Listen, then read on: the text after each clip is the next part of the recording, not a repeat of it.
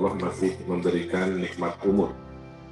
Dan kita kirimkan Al-Fatihah dan Thumbnailnya khususnya sahabat kita yang meninggal.